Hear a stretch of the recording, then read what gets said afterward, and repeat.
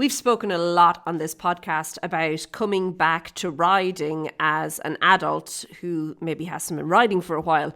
But you know what we haven't spoken about? Bringing a horse back into work who's had maybe a longer than usual break for whatever reason, whether it was injury, whether it was life circumstances. And today I want to dive into the best way that you can begin to bring your horse back into work, particularly after a longer break.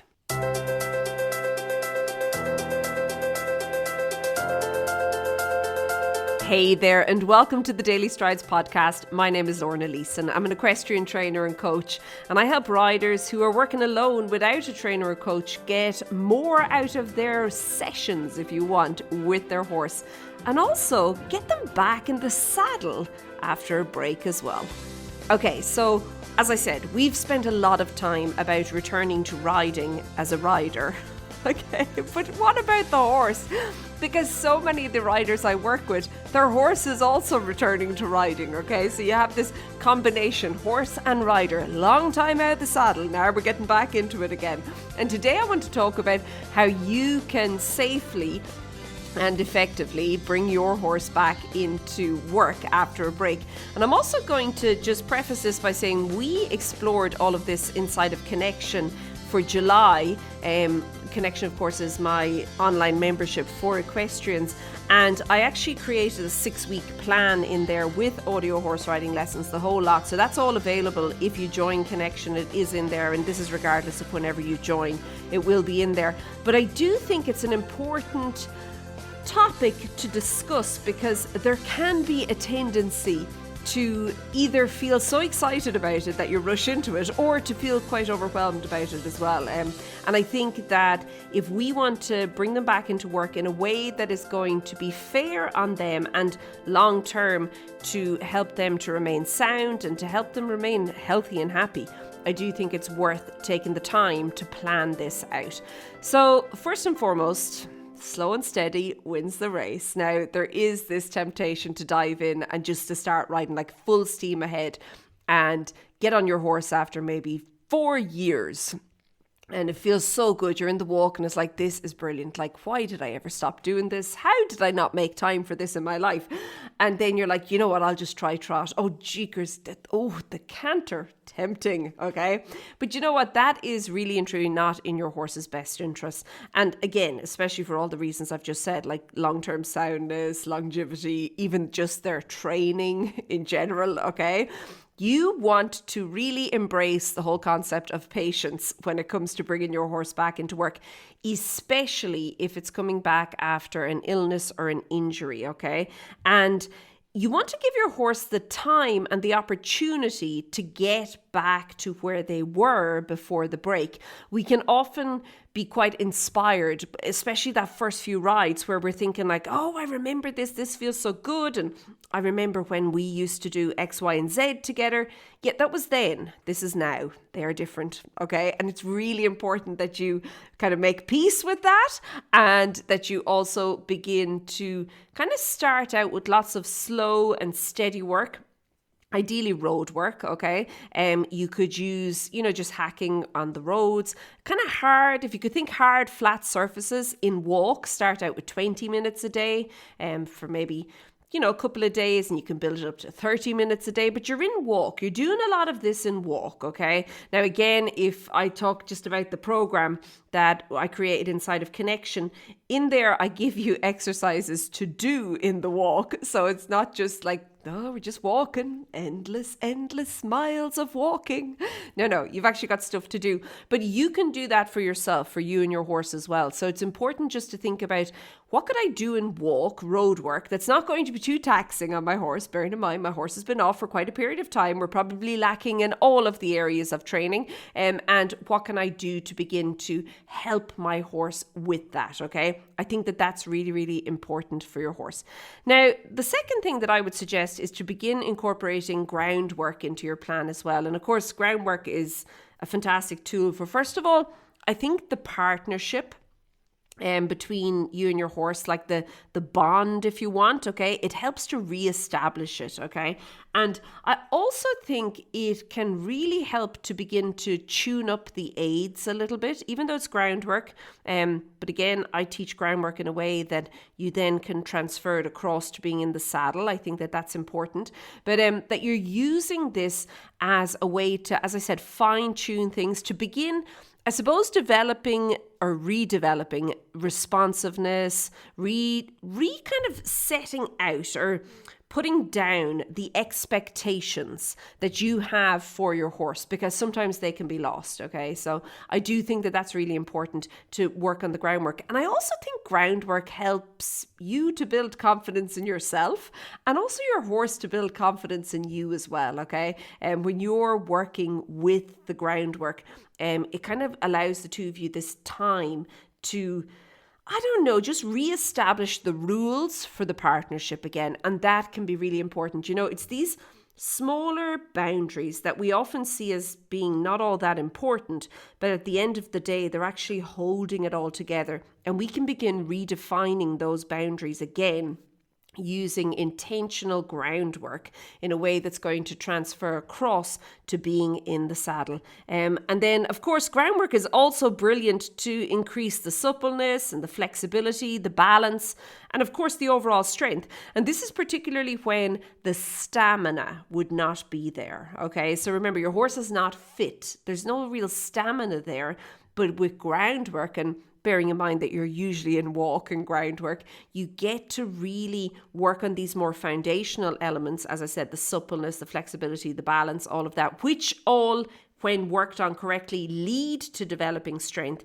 But you're doing it from this place that you're also not, if you want, taxing physically the horse's capabilities and abilities at that point. And again, this is particularly true if your horse is coming back into work after an injury or an illness or something. Now, the one thing I would say here is, I think how much you're doing, especially anything to do with maybe smaller turns or circles or stuff like that, it will a lot depend on your horse and the situation that you find yourself in. So if there was an injury with like a joint or something like that, you know, maybe hold off with doing all the suppleness work. You know, don't go. I think sometimes we can be like, okay, well, I can't do all the fancy riding work. I'll do all the fancy groundwork. Yeah, I don't think that'd be the most helpful thing in that situation. Okay. And again, bearing in mind that your horse is not going to be as flexible, as supple as all those things that he was before when you were working together. He is coming back after a significant break. So I do think it's important to keep that in mind. Okay, so if we think about, I like kind of dividing, if we take, there's like 6 weeks, and then we divide it into the first 3 weeks and then the second 3 weeks. Okay, I think that's kind of a good, easy way to see this and to begin to creating your plan to get your horse back into work in a way that obviously is going to be helpful and useful for your horse going forward, okay? So as I mentioned, start with these short, focused 20-minute sessions, okay? I really think that this helps both the horse and the rider, because when you have just 20 minutes, it's not too much of a pressure on your schedule, because, you know, I'm going to just call a spade here.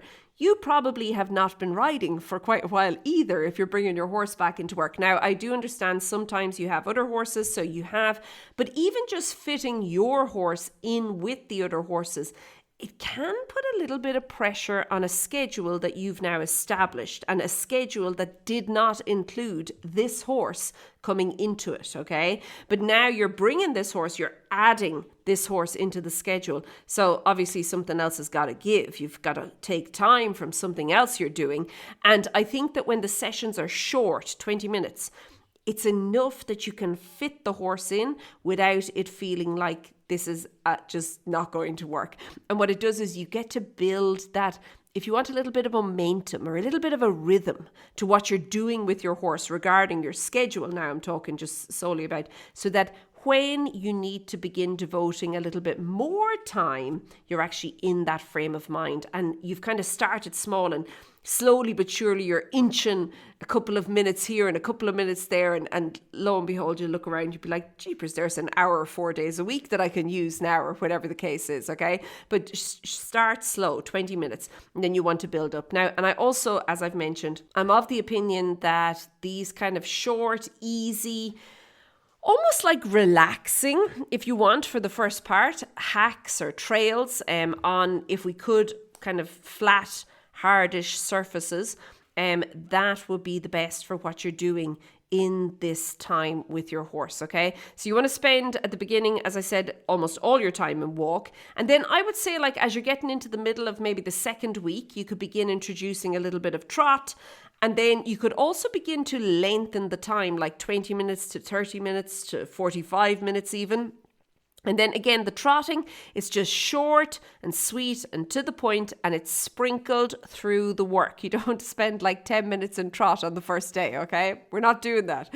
It's just short and sweet, just to get kind of, if you want, the blood pumping a little bit, okay? That's all we're doing at this point. It's kind of like you're experimenting a little with the trot, okay? What you want to do though, what's really important is during these 3 weeks, you can focus on building both of your confidence and your trust in you, okay? You want to build it in yourself, and you want your horse to have it in you as well, okay? And you can also, as I said, begin introducing some very gentle suppling work here as well, if it is kind of for you and your horse. And again, it will depend on your horse's unique situation, but you can begin introducing it, and it'll also help you to keep the ride interesting as well. Okay, so then we get into kind of the second 3 weeks, and I would say there is where you can begin to be a little bit more adventurous, if you want, with what you're doing. But what it is important is to understand no two horses are the same. So I'm saying, like, the first 3 weeks and the second 3 weeks, you're going to have to tweak your plan for your horse's needs, okay? And your plan may be tweaked on a continuous basis in order to suit your horse's needs. Don't be... if we're developing suppleness in the horse, we need to develop suppleness in our approach to the plan as well, okay? So that's really important, is what I'm trying to say, the long and the short of it, okay? If your horse at all is feeling uncomfortable or stressed, take a step back and then kind of let his actions, he'll tell you, your horse, if you watch your horse and if you work with your horse, you're going to see what's working and what's not. So allow that to guide you as you go through this, okay? And doing so from this kind of both physical, mental and emotional. But to just go into the second 3 weeks quickly, you could begin at this point, and I would suggest doing this, to add a little bit of variety, I suppose, to your training, okay? You could incorporate different methods. You could do maybe some gentle hill work, some pole exercises, ground pole exercises, and maybe a lot of transitions as well, just to keep your horse engaged, to keep it interesting, to prevent the two of you getting bored, okay, walking along. And also you can begin looking at developing the stamina now, as well as the strength as well, okay? So you can start to really and truly begin to focus on this.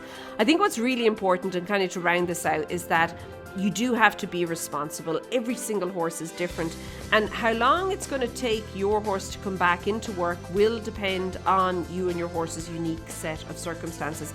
Like, just the fact of how long was your horse out of work can play a part. How fit was your horse before he left work? Things like that, okay? But I do think if it was a significant break, and significant, I'm kind of saying anything from maybe 3 months and over, that would be a significant break, okay? And then you want to slow and steady just bring your horse back into it. But building your horse's fitness, it is going to require you to pay attention and to make all those little adjustments along the way. That is your responsibility. And again, you can create the plan, but always be willing to tweak it as you go forward, okay? So if you want help with this, as I said, there is a plan inside of Connection. You can go over and find out all the details of Connection over at stridesforsuccess.com/connection. And then I'm also going to send you to stridesforsuccess.com/time. There's a free workbook there to help you to actually schedule out your first week with your horse. And there's also a little list there that you can use to find, engaging things to do with your horse to keep things interesting as well.